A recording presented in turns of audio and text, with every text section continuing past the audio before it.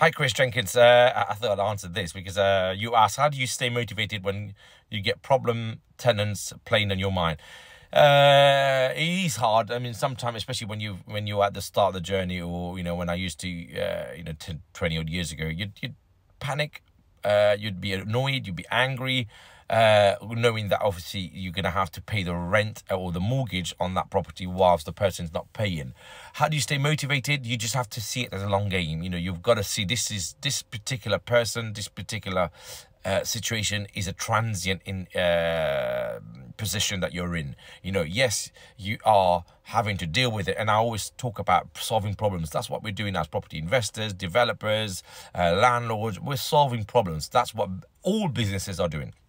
Every day there's going to be something that's not working right, and that's what you'll find yourself sadly in that position. How do you stay motivated? Well, quite frankly, you just got to see the long-term effect of what you're doing. Buying a property and investing in this asset class is all about time. The longer you leave it, the more the capital appreciation. The longer you leave it, the more the rent will increase.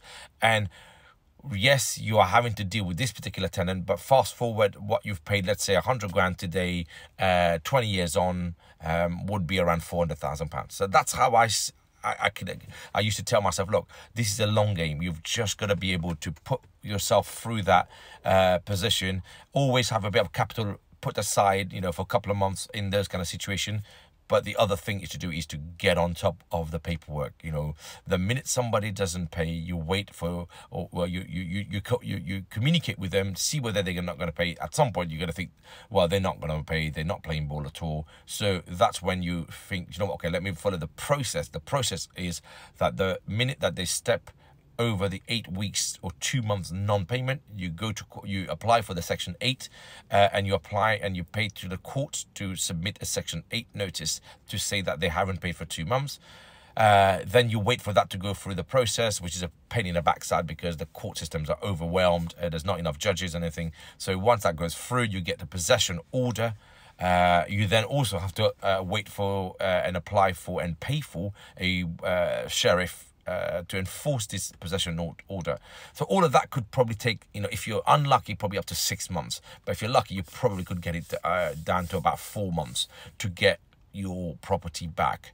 And then you just got to dust yourself off. And my advice and what we do also at the company now is somebody like that, we chase them through the courts. We get a money judgment also attached to the court, that the judge will say, yeah, you are owing this person 1,000, 5,000 pounds or whatever. Probably never see that money, but that money judgment is actually attached, and then you chase that through the court under a CCJ, and you get a county court judgment recorded against that person. That helps A, the landlord community, B, also flags up people like this person who's actually deliberately not paying the rent, and also then causing you angst, because tomorrow when he or she starts looking for another property, this CCJ will flag up, and all of a sudden, this person may find himself or herself in a position where they're not being taken up by other landlords. I hope that helps. But what I would say is, look, you are like any asset class. If you read anything around investments, it's all about time. You've just got to give it the time for it to fester and